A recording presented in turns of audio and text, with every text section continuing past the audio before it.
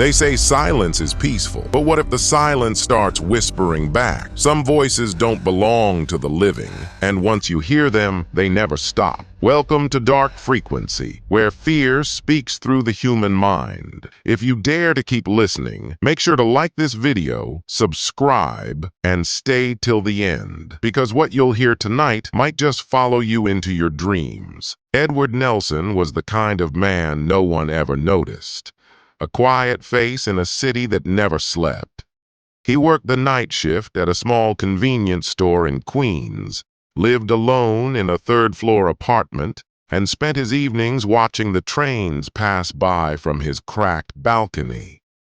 His life was predictable, empty even, until one rainy night when fate decided to play with him. Driving home through a storm, Edward's car spun off the wet road after a blinding flash of headlights. A truck had swerved out of nowhere. The crash was brutal, metal twisted, glass shattered, and then darkness. When he woke up in the hospital 3 days later, the doctors told him something strange. "You were clinically dead for 3 minutes." He laughed weakly, thinking it was just a miracle. But those 3 minutes had changed something inside him, something fundamental. At first, he thought it was trauma, but when he got home, he realized he could hear things. Not sounds exactly, but thoughts, faint murmurs beneath every conversation, whispers hiding between people's words. He'd be standing at the register and suddenly he'd hear what someone was really thinking. A man lying about his wife, a teenager hiding stolen money, a woman silently begging for help. It terrified him at first, but soon, curiosity replaced fear. He started to listen. He stopped watching TV, stopped meeting friends, and began isolating himself in that dim apartment, trying to understand this strange new ability. It felt like a gift, until it didn't. One night, as he locked the store, a young woman passed him on the sidewalk. Her face was pale, but calm, her eyes distant. Edward felt that now familiar static crawling into his ears. He heard a voice, soft, trembling. "Why can't they hear me? Please, someone help me." He turned quickly, but the street was empty. The next morning, while reading the paper, his heart froze. Local woman found dead near subway line. Estimated time of death, 11:45 p.m. That was the exact time she passed him. Edward dropped the paper. His hands wouldn't stop shaking. The realization hit him like ice. The voice he heard wasn't from the living. That's when the nightmare began. Now, every night, Edward heard new voices, not the minds of people around him, but those who no longer existed. They came from the walls, from the pipes, from the silence itself. Sometimes it was a sobbing child, other times a man whispering his last words. He stopped sleeping, stopped eating, trying to drown out the whispers with music, with alcohol, with screams. But nothing helped. The dead had found him, and they wouldn't stop talking. One night, a new voice came. Deep, cold, familiar. "Edward, you shouldn't have survived." He froze.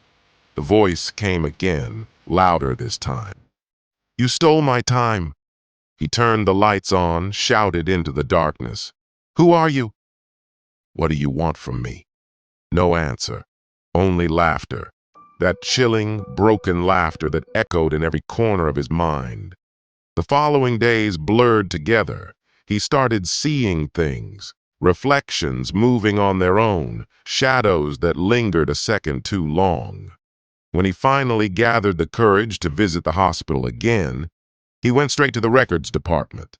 There, in a dusty folder labeled Trauma Ward, he found his file. Under cause of death, it read, "Cardiac arrest, revived after 3 minutes."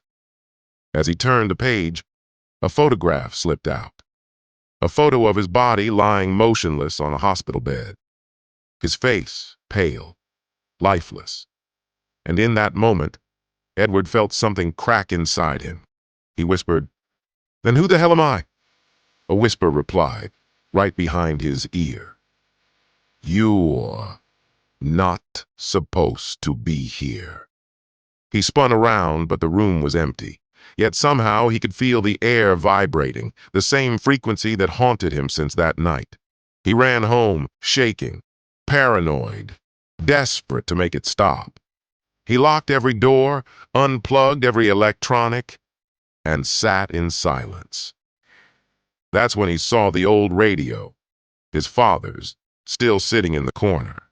Out of panic or madness, he switched it on. The static filled the room, and he began twisting the dial. 88.3, 90.1, 92.7. The voices grew clearer, louder, until suddenly it stopped. A clean, crisp signal broke through, and then he heard his own voice. "Edward, you're finally listening." He froze. The voice from the radio spoke again, every word dripping with his tone, his breath, his rhythm. "You crossed a line when you came back. Death doesn't forget. You brought something with you." The room turned cold. His breath fogged in front of him. And then, the radio dial started turning on its own, faster and faster, the frequency rising into a deafening scream. He smashed it against the floor, but the sound didn't stop. It seeped through the cracks of the walls, into the floor, through the windows. The lights flickered. The walls started whispering in hundreds of overlapping voices. "He can hear us. He can hear us." When the police arrived the next morning after noise complaints from neighbors, they found Edward's apartment empty. No sign of struggle, no body.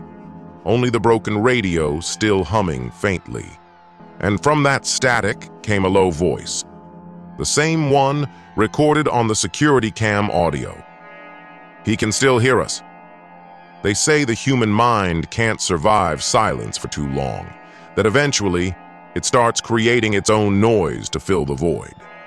But sometimes that noise isn't yours. Sometimes it belongs to the ones waiting beyond the frequency. If you've made it this far, you're already tuned in. This was Dark Frequency, where your fear has a voice. Don't forget to like the video, subscribe for more stories, and remember, if you ever hear a whisper in the dark, don't answer it. It might just be listening back,